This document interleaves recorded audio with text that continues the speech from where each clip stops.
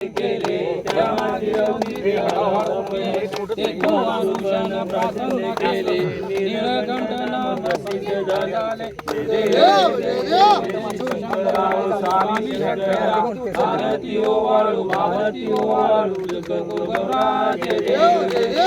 गंगांबर सुंदर मनाली पंचांगन मोहन माझे सुकारी चतकोडीचे बीज वाचे उच्चारी रघुटीळ रामदास अंतरी जय देव जय शिवशंकर स्वामी शंकर आरती ओवाळू भावती ओवाळू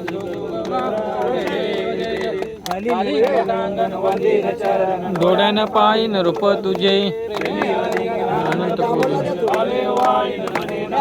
तमेव माता पिता तमेव बंधु सखा तमेव विद्या